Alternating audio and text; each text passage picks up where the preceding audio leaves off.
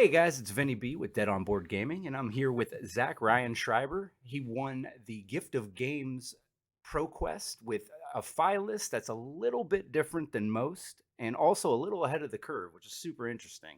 But how you doing, Ryan? Ryan, I keep calling you Ryan. How you doing, Zach? I'm doing good. I'm doing good. It's happened to me more than once. I've had a lot of people call me different names. Go, are you sure you're not this person? I'm like, yes, yes, I am. Right. So you went and did it. How many people were there? I guess we'll start. How big was the Pro They Quest? kept it 25, but it was all the good players in the Chicagoland area that all have either topped most events or have already won their invite. So it was a very rough field of competition. Awesome. Yeah, usually the smaller ones that you most of those people get ahead of the like get in early, so it's tough for the people that catch it at the last minute. Because I know I'm like that. I heard about the ProQuest. I was signed up for ProQuest like a month and a half ago. You know what I mean? Yeah. Um, and so you chose Phi, and which isn't a an obscure choice. But why did you decide Phi against an increasingly heavy ice meta? So I chose five for two reasons. One, I really like the deck, and even though Stubby Hammers went, I tried to really get him back to being into the higher quality heroes. And two, I was going into this meta a little bit unsure, being a fairly healthy meta even before the ban, about how many decks and how many heroes were actually still viable. So I figured Fi was the best option since it was a little bit more aggressive. I had to focus a little bit more on playing my game and a little bit less on like a mid-range control deck where I have to really know what my opponent's playing and kind of figure out how to sideboard, how to play against what they're playing when they reveal their hero. And now with all these cards in the card pool, they could flip up a hero like let's say Mechanologist. I didn't want to have to take the gamble of whether they're going to play Tree Frog Dash or maybe they're playing Boost Dash and then sideboarding correctly and then just lose the game off of a wrong choice on my call because I wasn't as experienced into this meta. So I figured something a little bit more aggressive would give me that little bit of an edge to kind of really take out the aggressive sideboarding options and just kind of give me that straightforward aggressive hero. Sure, that makes a ton of sense actually. Sometimes when you think you'll make a wrong decision, just don't make decisions. you know the Yep. the new meta play mono red type of philosophy. Like I'm gonna just do my thing, and you can figure out what you need to do against me instead of the other way around. That's kind of what I was telling people like that I knew. I'm like, I'm gonna play my game. You're gonna play around it. And my feeling was into ice. I have a little bit extra pitch in my curve, and I did actually go up against an ice deck that was a bit rough. It was a little rough. If I had a couple of lucky draws, but I also kind of played a little differently because I have a lot of three blocks in my list, which I wasn't super happy with, but I just liked it because it was three blocks that I was able to kind of pivot and just kind of pick and choose which turns were going to be my go off turns and kind of sculpt my hand, block, let him kind of take tempo a little bit until he had like an off turn or two, and then really push through that 5 damage. Yeah, that's actually good, and we'll get back to that because again, I know you made a couple really unique choices in this deck, and one of them has to do with the ice matchup, and then one is just because I want to know about it. Um, but I guess we'll go real quick. We'll go over your equipment. There's not a ton of spice, we'll say, but we'll go over it real quick. You got Fendel Spring Tunic, Heat Wave, which I don't see it played much. What matchups do you use that for, actually? Kano Icelander, and it actually was what won me. I was the only person round two to beat my Kano opponent who won min max's 64 Pro Quest the week before on Okay. Icelander, and I was the only one playing Heatwave in the AB2 plus Quell 1, so essentially AB3 is what really pushed me over the edge, allowing the Quell to kind of give me that extra power on that Aether Wildfire turn because between me and Kano, we're not going much past turn 4, turn 5, so having that extra AB on the eighth wildfire turn is going to really push me over the edge and keep that turn from dealing 30 damage down to like 20, 22. Okay, so it was more like this makes an extra AB on the turn I need it, not really the push the damage on my The uh only time you push the damage on that thing is once you're quelling and then he's done with his Kano shenanigans or mhm. Icelander shenanigans, and you really have that game cinched and you're just trying to force out extra cards out of the hand. Like if you have a flame call in hand, you can push out two Phoenix Flames for like 2 damage instead of the 1 just to kind of push it over, make them block from hand when they're at 2 versus. So it's more of like an at the end of the quell effect, you can use that to push through more damage. Yeah, that's actually awesome. Oh yeah, because they do it on your turn too. That's actually awesome. That's actually really good tech. Um, So that was the one thing the Kano player that had actually won the week prior is like, man, I haven't seen that, but that's such a good tech, and that's the reason I'm scared to like just go off on you because a AB2 plus the quell is just kind of hard for me to just kind of commit to a turn with blind. right, right. That was a weird little shift. I didn't realize I was looking at two different screens. Um, then Mask of Momentum makes complete sense. Nalrune Robe is a little different than most. But did you just now we talked about this a little before? You said you had a gold cold foil of it. Did you play it just for the bling, or because you strictly So it thought you'd was do it? it was a little bit of both because I like the Tiger Stripe Shuko and the Heat Wave. I didn't want to slot out Mask because my list actually puts Mask a little bit more than most, which is why you see I'm not running the Pouncing Links because in my list, Pouncing Links doesn't do as much.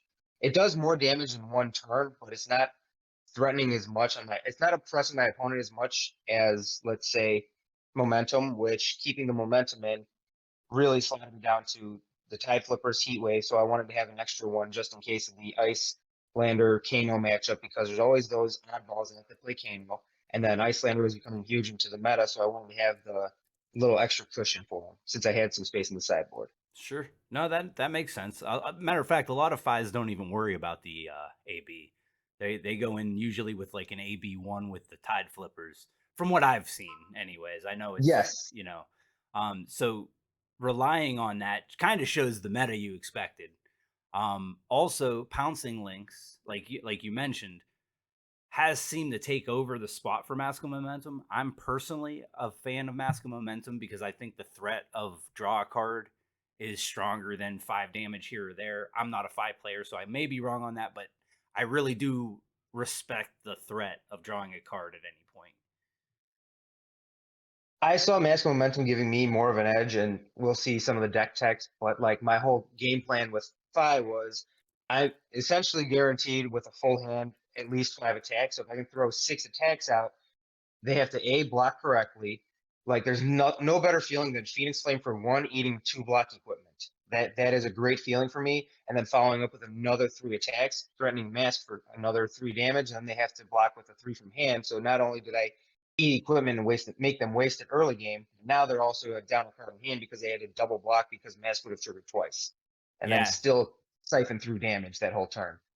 yeah, absolutely. Fi threatens Mask twice on the regular. So, like, again, like, I feel like that's stronger, but again, I don't play it, and it depends. But again, you got there.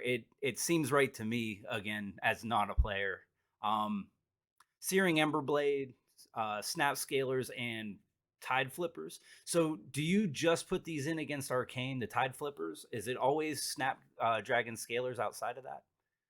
So it is almost always Snapdragon Scalers. Tide Flippers really only goes in against Viscerai. I don't usually put it in against Briar because they don't throw out as much arcane per capita, but it's really only for Viscerai or Wizards because when those go in, I splat out the red snatch that's in there, as we'll see, because I don't want to have a dead turn with snatches being like my second attack and then have to draw Arsenal and pass and lose a turn because of that. So Tide Flippers is one that only goes in when necessary. Okay, yeah, that makes sense. I mean, Snapdragon Scalers is just tried and true, anyways. Like it It does is. it does the thing, and then It's Tiger. the non-legendary legendary. Right, seriously, it could have definitely been at least a majestic. Like it's definitely super good. And then Tiger Stripe Shuko, it just seems like this is just the way to go. It blocks for 2, pumps one of your attacks every turn, and makes it um I'm gonna say counterable because I can't think of the word at the moment. The damage can't be prevented, so it That's kind it. of protects you against like the Oasis Respite and the Dromai matchup, or say, well, before it was Prism, but now it's just more like Oasis Respite. But getting that +1 damage on a Spreading Flames turn with Phoenix Flame pushes it from now 1 to 2. Then the second one would be 3. So now you're coming in with a card that has to be blocked from hand because it's now getting over equipment. Oh yes, very true. Yeah, super good. And I don't play the furnace actually, which is something people were like confused about. But I don't play furnace because I think it's bad because I don't want to give up my 5 card Art of War tunic because after turn 3, my tunic is a blade break blockable for 1 resource. I don't care because once I get that big Art of War turn off on like turn 3, turn 4, and I push them into like the low teens or single digits, I'm just gas. I'm just gonna go for gas turns that actually having the flame scale furnace in the mirror match in round 1 is what got me there because his Art of War turn was pitch a blue from hand for an Art of War, so now he had a 3 card hand Art of War turn. Yeah, that makes sense. I actually don't know if I like flame scale in decks like this either. Um, I could see the benefit, but you run so many zeros and things. Well, that normal lists run so many zeros and things like that that I completely understand how tunic's just better. Plus, like you said, you get your one tunic turn. The game most likely is not getting a second tunic turn. So, like you said, now it's a life that you can kind of save and still push a very heavy turn. I don't know if that's how you thought about it, but like That is that is. it's a 4 turn game. You know what I mean? And like if It, you're it protects you that 1 cinch turn against a Nothos in the Bravo matchup when they have like a Nothos for 4 when you're eating cards out of their hand. So it kind of really protects you in that late game when you need essentially defense reaction block with a 3 block in hand. okay, yeah, yeah. I'm trying to think if I got any other questions about your equipment, but I think we covered it pretty good. Um, did you ever? Oh, don't do that.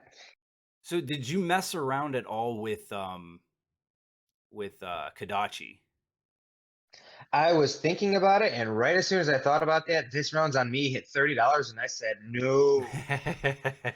That's fair. As soon as this round's on me hit $30, I'm like, well, there goes that idea. And then I didn't see this round's on me, but I was still scared enough of it that I didn't want to risk Kodachi just because of that. Because I figured one, this round's on me is going to hurt my turn down to like twos, but at least this way I can go 2, 2, 2, 2, 0 even on a Phoenix Flame, but it's still something. Sure. Yeah. I mean, yeah, 100%. All right. So from there, let's get in the list because this is where I think some of your choices are real interesting. And I'm going to point something out like right off rip that you played this last weekend, correct? I did. Okay.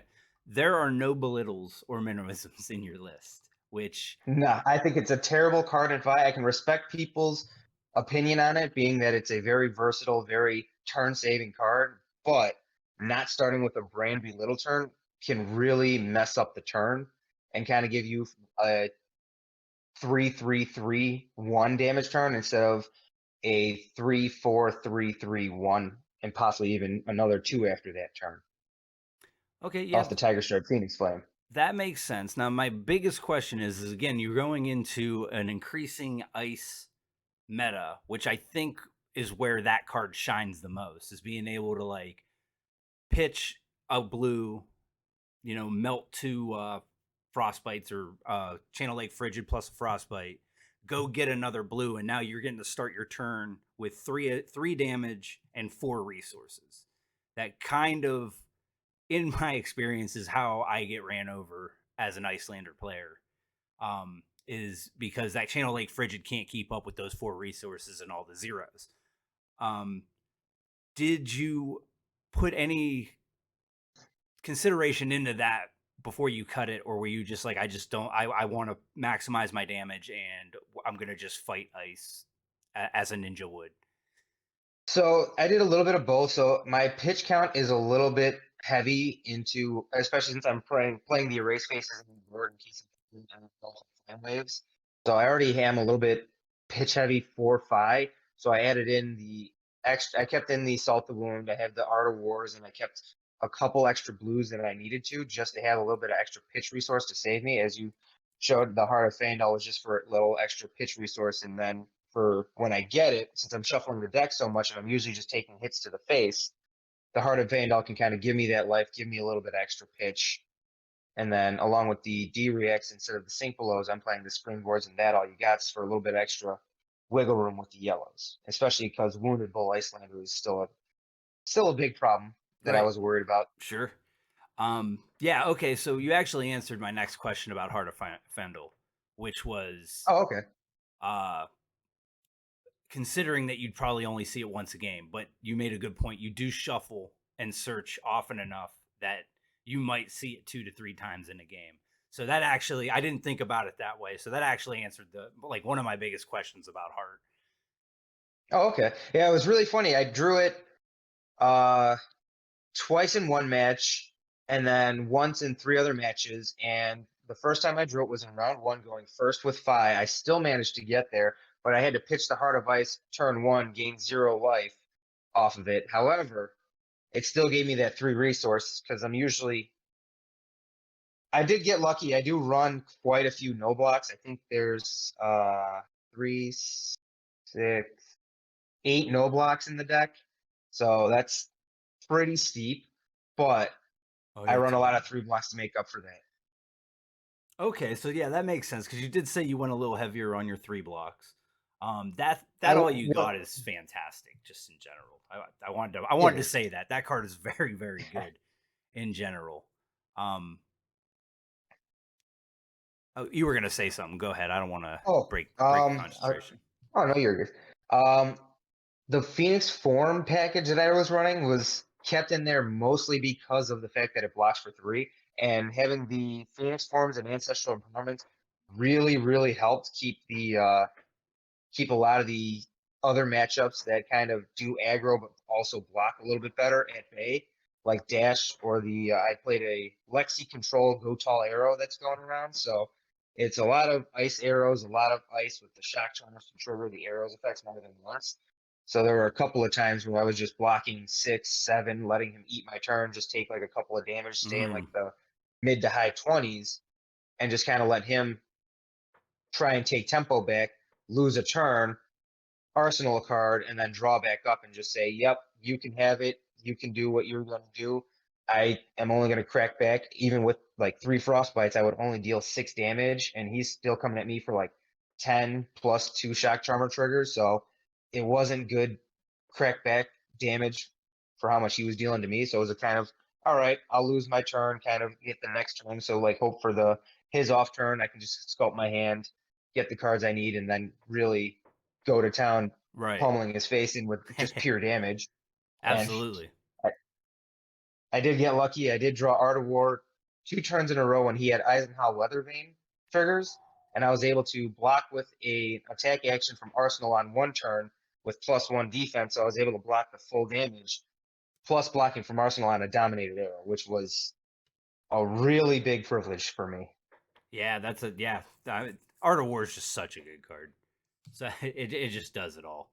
I guess another question I would have is I see you're running only one Salt to Wound, but you're also not running Mask of the Pouncing Lynx. How did that? Yes. Would you have ran more Salt to Wounds if you would do it Honestly, again? I did not even want Salt the Wound, but the problem is it's a yellow pitch, so on a bad turn, you don't have just Art of War as your extra pitch because you want to keep the Art of War. So Salt the Wound's kind of like your pseudo blue. So when you have that like tunic counter, or you have three blues and a Salt the Wound, you're like, man, I just want to swing with Emberblade to kind of really get things going. You could be 0, pitch that for the Searing Emberblade, another Draconic Ninja action, get the Phoenix Flame back, Phoenix Flame, and then another 3, and just kind of push damage through. Yeah, yeah. Thing. Then you got two tomes, which I feel like is in and out of lists. Um, A lot of people play one because they're starting to like it again, but I have had times where it wasn't great, but more often than not, it's great because even if I just throw a 3 cost attack and arsenal a card, I still start extra damage, potentially triggering mask depending on how the combat change been laid out. And now I start my next turn with a 5 card hand, like I did a couple times.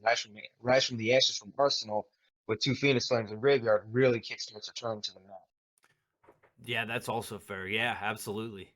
That I actually I'm a big fan of just drawing cards in general. So I I like that you leaned a little heavier into it, but I do understand why they would only do one because of the 0 blocks. And like you said, you are a little heavy on those.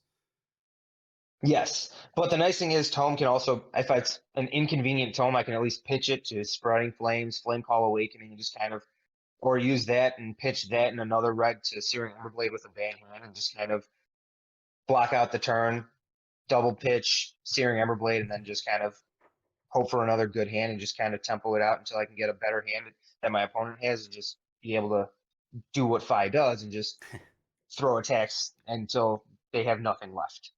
Yeah, basically Kodachis with bigger Kodachis. You just get so many attacks. Yes. You just get so many attacks.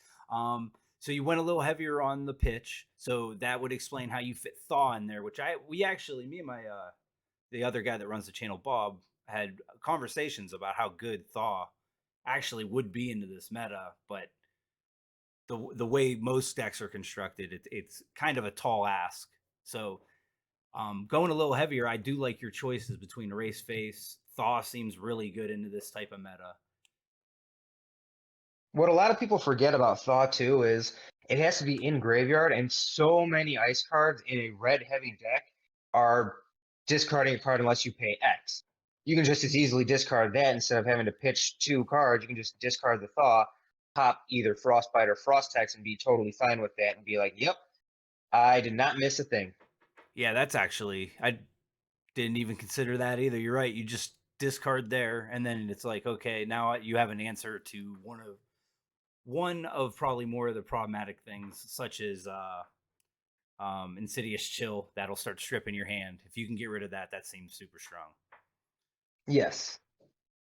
All right. So that was kind of the other reason I decided to play the Thaw over certain other sideboard tech. Sure. Yeah, like I for two costs, I see you went with the Race Face and not no CNC, which I actually agree with. I think CNC into like an I actually Icelander play and the stuff. Breaking Points just for the Ranger matchup because Breaking Point is CNC for 5, but playing so many zeros, having that, yeah, the rupture hurts, but it's a 5 attack for 1. So it kind of gives you that extra wiggle room. So when you have that good attack into like an Azalea, which we have a top tier Azalea player that was giving me a run for my money in the semifinals, uh, Breaking Point just kind of gives you that little extra edge against a lot of those Ranger matchups where they want to keep an arrow and an arsenal, and you kind of force them to block from their hand, turn off their good turns, and then come back and hit them just as hard. Sure. So a little off topic, but it's a conversation I have often with people. Is do you think Command and Conquer will eventually keep or yeah eventually lose its I'm gonna say goodness because I'm speaking like a Neanderthal right now, but because I feel like every class will eventually get that effect in their class, such as like you said, the breaking point, and I then feel like it'll always have a place in certain decks and certain matchups, but I do think it won't stay at the price point that it is just because of the fact that it's a Command and Conquer. I do feel like it'll kind of have because it can still be pummelable or pummel. that's You can still very true. pummel it, so it's great to Guardian. Certain matchups just use the Command and Conquer because it's just a good way to finish off a combo, or if you're Wire, you can pump it, Hmm. type of thing. So certain decks will still see it, but I don't think it'll stay at that like high end staple that everybody sees. Kind of like how Art of War fell out of staple Majestic for a bit after Right. Chain disappeared. Yeah, that's true. I think Art of War also has a very high skill cap on it. Like the right choices, the way to actually play it. I think that makes it a little easier to fall in and out of things because it's so nuanced in the way you use Art of War.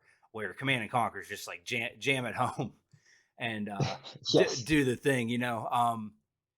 But like, shit, I forgot where I was going with that. Oh well. Uh, is there any other choices that you'd like to discuss or go a little deeper into that I The haven't? blue lava veins, the blue cinder skins, the blue brand with Cinderclaw, and the blue rising resentment, because so many finalists right now are playing blue snatches, blue flusterfist for the 3, blue soul bead strikes, and the problem with those that I feel and saw was in playtests against a couple of friends of mine really like to play fly and really started playing like a lot of these aggro lists that were online. And I was actually doing in the basic belittle flusterfist soul beat strike fight matchup that I was in. I had it. I hate to say it, but 70-30 was in my favor, just because of the fact that even a blue Rising Resentment, blue brand with Cinderclaw, yeah, it's one. But if you can poke through for one, and then have that start your chain, and then come in with like let's say the three, the Ember Blade, and just kind of come in with some more damage and start the chain. Hmm. Being able to start the chain without popping the Snatch Dragon Stealers really is what pushes Fly over the edge. Yeah, I could 100% agree with that. Plus, nobody wants to block a one, especially at the beginning of a chain. It's almost free damage. Exactly. And then the Cinder Skin and Lava Vein both block for three, and they're Draconic Ninja cards. I've actually played Cinder Skin Devotion off of a Rising Resentment before for free, and it came in for free, and it felt pretty good. Yeah, But it's one of those things where, hey, if you can get it, you can get it. If not, it still blocks for three and just gives you that extra buffer for your turn, especially if you have two blues in yeah, 100%. That that all checks out. That all checks out. Which match? So, do you bring in your defense reactions in? Is it like for the mirror match, or was it? Is there a specific things you're really looking for? I know Lexi, of course, because that it's always good for that. At least I feel They're mid kind of range. mostly there for the mid-rangey matchups, to be honest, because I noticed that in the aggro v aggro matchups, having a turn interrupted by an off card essentially really feels bad.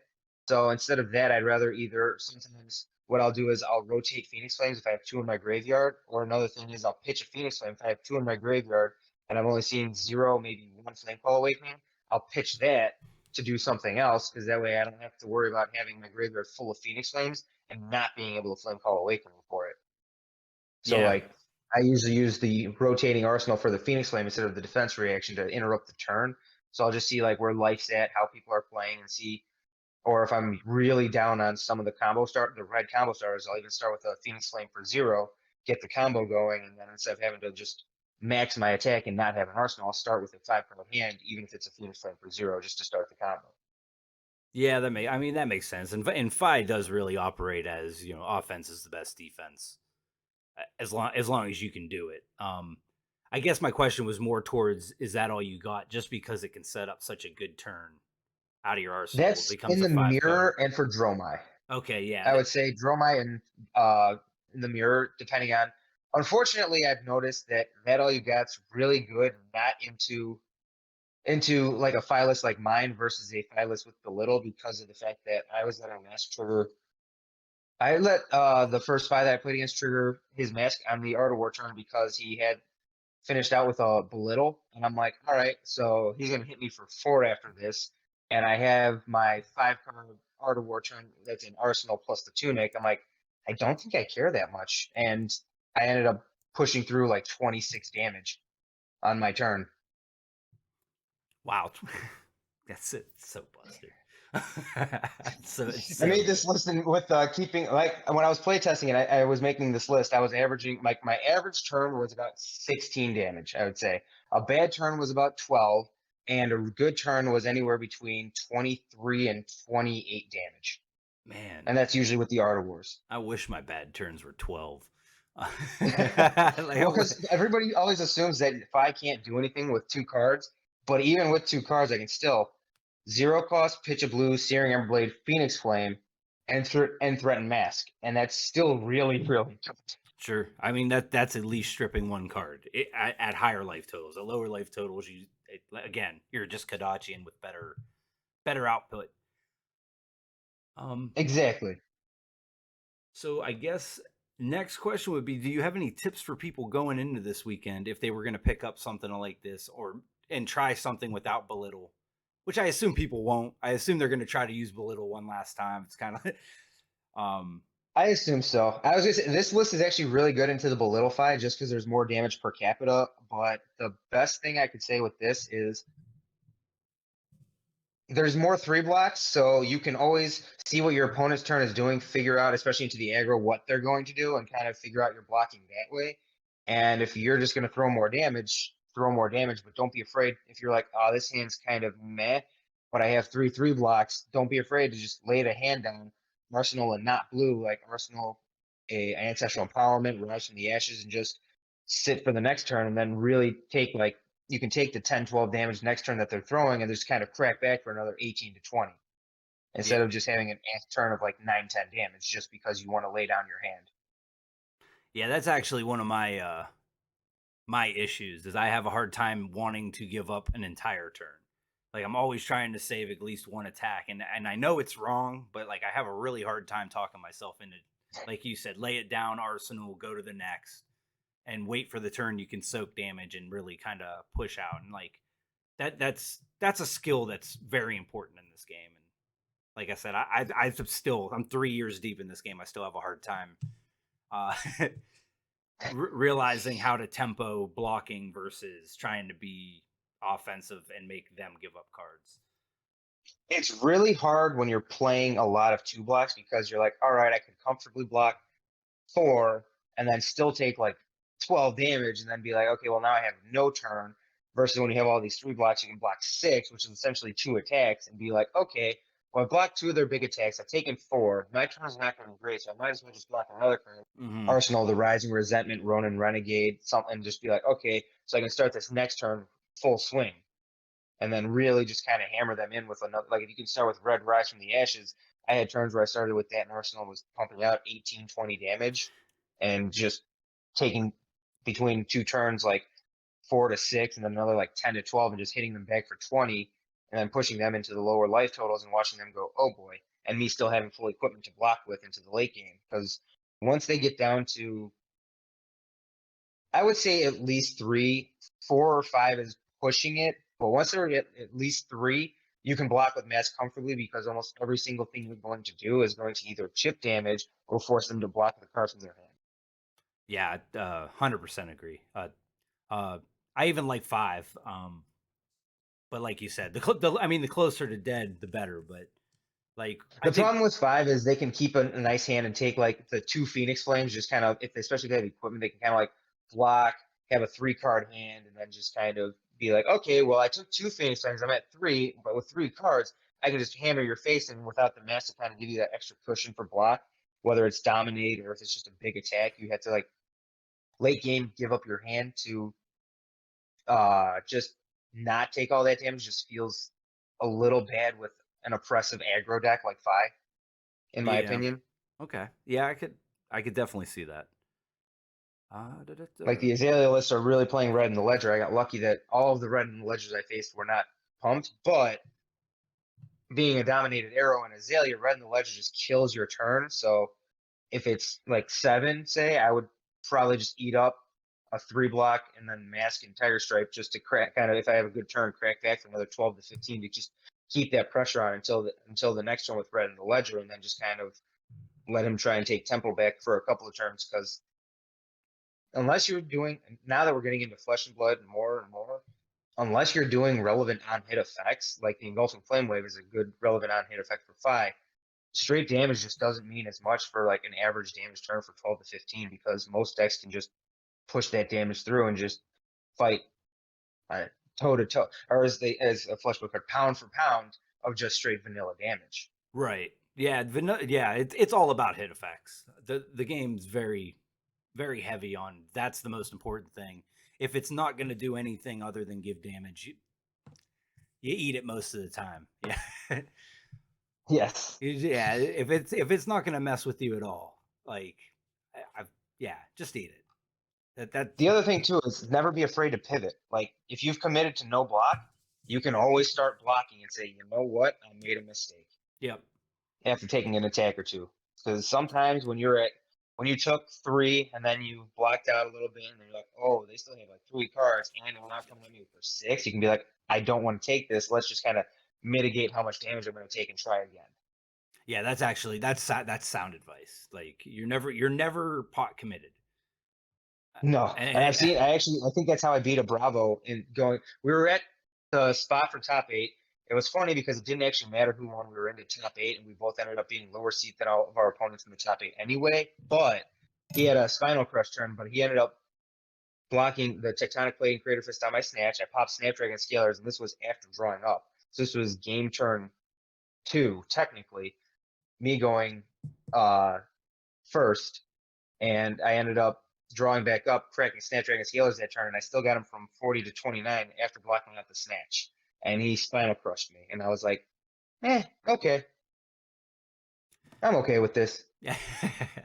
Yeah. Oh, Spinal Crush. And it hurt, but I mean, at the same time, getting him down to like 29, just punting through a lot of the armor and and having to keep your full hand, unfortunately, with Bravo, isn't always the best option. Sometimes you have to decide, do I give up this hand or do I kind of play what I've got and try and take tempo back? And then, so starting to pivot mid turn is not always a bad idea. Yeah. Like I said, very sound advice. Um, and again, that's for any deck. That's just for the game. Like you said, the deeper you get in the flesh and blood, those are things that become more and more apparent. Definitely good for anybody that's having trouble with that. Because like I said, I still struggle with giving up my entire turn. I hate it. So, um, It feels bad. It it definitely does. feels bad, but especially with ice heavy meta, like sometimes just giving up a whole turn, not taking damage, and just bullying them with life totals, which is definitely a thing in Flesh and Blood. Uh, it just kind of helps kind of sculpt your big turns, make them even bigger and better, and just wait for them to give you one or two frostbites and just kind of go to town. Yeah. Yeah. I played a Fi into my winning in. I lost, but my tunic stopped working for like 3 turns. It just didn't want to get a counter, uh, and it was horrible. But hold on, I had do that. Okay. Anything else about your deck? And then I wanted to do so. I know we've been talking for a while, but I wanted to real quick get some of your takes on the ban and restricted or ban and suspended list, and then we can call it from there. But if you got nothing else about your deck, anything else you want to bring up would again make this as informative as possible. I think I Because touched on all the main subjects because otherwise, other than that, it just plays like a regular file list, right, throw damage, try and top deck more nutty cards that throw more damage that threaten mask, and just make your opponent cry saying, I hate this meta. This deck is dumb into this meta. It's really the best the best thing about Fi is your opponent just cries, I hate this into the meta because you just throw too many attacks. yeah, it's a guilty pleasure of mine. But anytime I play somebody and they're like, "I hate your deck," there's a bit of joy that I try not to show. But That just comes from being a Magic player. I don't know if you are, but yeah, yeah, definitely yep, comes from being a Magic player in that community because you're like, oh man, this person doesn't like it. Heck yeah, yeah, because they're usually the one that gets the most salty, and you're like, oh, that just feeds my soul. yep. Seeing you get so angry at something so trivial. I used to say if you're having fun playing Magic, you're not playing it right. Which is really interesting because I'm normally a blue player, and yet I pivoted, and played Fi all the way Yep, right. and got there, which was great. But at the same time, it was just such a weird feeling for me to like just pound your face in red deck win style from a blue player. Yeah, I'm actually a blue red player. Not red as aggro, but that's my favorite. Grixis in general. So Oh, blue heavy player. And I agree. But again, I feel like the decks feel, I'm gonna say better, but like aggro decks feel better, funner to play, I guess. In this, like, I would concur. I yeah, would definitely agree with that. yeah. But anyways, real quick, you're just a quick 2 minutes on anything you might want to say about the ban and restricted. I know me and Bob are gonna do a video probably tonight about and kind of go real deep into it. But I do wonder what you think about what was right, what was wrong. I really expected nothing to happen, so it was like, I honestly called the belittle. I was actually talking with my dad. I'm like, oh, they're gonna make an announcement. Watch belittle get banned. And a friend of mine was like, oh, I don't think anything's gonna happen if you're gonna say no change. I'm like, no, they're probably gonna do. I figured they would do something with ultimate. I didn't see the Winter's Will coming, but I'm not surprised by that. I am more surprised by the hypothermia. Honestly, the amulet of ice I can kind of see, but the hypothermia is what really like. I was like, what? That wow, okay. it's A big. little's just too consistent though, and in any deck, especially aggro that needs extra pitch, just a little just helps get them over the edge. Yeah, but I mean, Belittle could have went back in Chain Days. Like, Belittle's kind of just been on that block that they just never wanted to admit it existed I feel like every time there was an aggro deck, like belittle always made its way in, and it was always just fantastic. So like I feel like that one was my least surprise. Every other one, after reading their explanation, it was a little understandable. Hypothermia, I don't quite get it. I actually don't like hypothermia. I like Blizzard a lot more, and I'm happy they kept Oh yeah. Blizzard. I'm happy they kept Blizzard over hypothermia because since they were looking at those cards, it could have went either way. So I'm glad they went the way they went. But they attack two different things, and hypothermia being gone really kind of opens up dash a little bit more. Um, it how's that affect this? Like, which one's worse for you? Is it hypothermia or is it Blizzard? Blizzard, because all the cards have inherent go again, and hypothermia doesn't work on cards with inherent go again. And I found out from a few people that Snapdragon Scalers verbatim says that the card gains go again. It doesn't give go again. And it's a problem with the way they worded things in the printing that something that artificially gets go again would get hit by hypothermia, like Dromai. Oh, okay. I did not know that. That's actually interesting. So the boots go around hypothermia is what you're saying? From what I was told, yes, I could be mistaken. I didn't actually have that situation come up, so I didn't actually have to verify. But Sure. Well, I let us was told know. that because of the scalers. Yeah, I mean that makes sense. I mean the wording is this game's like super intricate on all that little stuff. So like I could see, one where it's like just like Magic. Any good game gets real intricate on the and. Is there a period there? Does this comma? You know what I mean? And it like all changes the way Yes. it reads. So Like most people don't realize Channel Lake Frigid works on your tunic for the effect, not the putting the tunic counter on, but removing the counter would cost you a pitch on a Channel Lake Frigid. And most people are not privy to that because when I was playing Icelander a bit, and they're like, I'm gonna remove the tunic. I'm like, I have channel out. You need to pay one to do that. They're like, are you serious? I'm like, that is an instant effect. There is instant colon. The cost yep. would be, or the effect is at instant speed, but it's still activating the effect Right, you still to have to remove a remove the counter. counter, which also stacks that layer. So like it doesn't even happen at instant speed. You take the counter off, and then it's like this effect's coming, Yep. and then window. You know what I mean? And like newer players will see instant and think everything happens at once. We've actually had like multiple things. It's like trying to think of I can't remember the card, but you put a card on the bottom and then you get to draw. And we had like a 30-minute discussion if you got to draw the cards before response or after response. And I'm 90% sure that it's after. So you put the card at the bottom because it's part of the cost, Yeah. and then Okay. it would Yeah. go like that. But like it was a 30-minute discussion at our LGS. You know what I mean? In the middle of a round, it was like a big. We had to like stop and like, and there's like 9 of us all discussing it, and we're all on different sides of the page. You know what I mean? And like, Oh, that's always the best. yeah, it was. I mean, it makes for interesting stuff. But we've been going pretty long, man. I'll unless you got anything else you want to say, I'll let. I'm gonna ask, where if you got any kind of media thing you do, store, plug your stores, anything like that. Um, Uh, just the so the store is Treasure Hoard Games yeah, in baby. the Chicagoland area, and we're actually sponsoring Team Whip Out Your Deck, which is pretty fun. That's the team that I represented, That's me awesome. and the other owner Dennis. So we're in the middle of that's getting trademarked. So That's we're awesome. trying to sponsor some of the good flesh and blood players and get some other people in other card games as well. So if there's a Very cool. competitive scene for a card game, we're definitely up to sponsor them. And I think other than that, that's about it.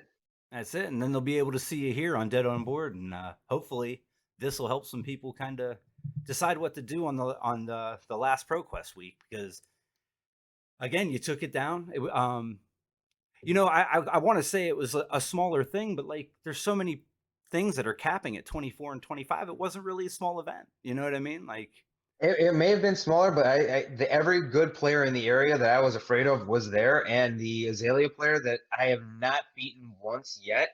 I finally got there. Part of it was luck of the draw when it on counts, my when it end, counts. and his not. But it was always neck and neck, especially with all of the good players in the area. couple of times just came out to who drew better, and then another fact of not misplaying and figuring out the correct lines of play, and it was a very tough competition. Yeah, that's another awesome thing about this game is like the deeper it gets, everybody gets better and better, and then like eventually it's just such good game. Like the game when everybody's on that plane, the games are so good. Oh yeah, They're so good, and like but it they're so always comes stressful. down. Yeah, but they always come down to this, neck and neck. Who made the one more mistake or one wrong block, and it's just I gush about that shit all the time because I just think it's just so good. I Uh, tell you, my last play in the finals against Kano, down to the wire, he had to blind Kano. If it wasn't for the fact that I alternated my Phoenix Flame off the second attack and the Searing Everblade and keep the two pitch floating with an Art of War in hand, I would have lost because he would have Aether Wildfire me, and I wouldn't have been able to essentially AB3 plus the Quell, have the one float, and then do it again. It was Aether Wildfire into an Aether Flare into a Snapback. wow, So yeah, that would have definitely gotten them there wow. had I gone Emberblade into a free Phoenix Flame. Wow, yeah. See, and exactly, it's those little things that really matter when everybody gets to that higher level. Like you said, you had a really tough field, and that's when I think the best games are played. You know what I mean? That's for sure. That's for sure. Absolutely. Well, Zach, man, I appreciate your time, man. This was an awesome interview. It was my first one. I hope it went well. I think I feel like we did Oh, I very think it well. went great. Yeah, I think it came out very well, man. I appreciate you guys. You guys are, a sponsor of our channel, so I appreciate you guys from the bottom of my heart too. Um, and I wish you the best of luck at Pro Tour, man. That's fucking amazing. Like, Oh, I'm gonna need it. dude, that's amazing, man. I remember I won an RPQ real quick. I won an RPTQ in Magic once, and I was like, oh, Ooh, I was all pumped, and I'm there. So I had to go to the regional. I went to the regional and got eaten alive, like eaten alive. And I was like, oh my God. And I'm like telling my buddy, and he's like, dude, he's like, everybody in that room's a shark, bro. And he's like, everybody's yeah. like, I walked in and like Delver wasn't even on my radar. I played like 4 Delver matches in this thing. And I was like, dude, I wasn't even like thinking of this. He's like, dude, everybody there is just so next level. And like, and I was just kind of getting to the point where I was like really understanding everything. And I walked in there and I was like, I have no idea what I'm fucking doing. Like, I can tell you, as a Delver player, the best opponent is the one that doesn't know the game. It doesn't know the ins and outs of the format as well as you, because it very much comes down to your knowledge of your deck and your opponent's deck inside and out. And yeah, and I'm a dirty E-tron player, so like I'm not even doing anything that fancy. So like yeah, like I said, eating alive. But again, Zach, Oh, thank you so much, man. I appreciate your time. well, thank you for having me. I appreciate the Deck Tech interview and look forward to seeing more of your content too. Awesome, man. And yeah, guys, thank you guys as always for being the best community in gaming. I'm Vinny B, and that's Zach, and we'll catch you guys next time.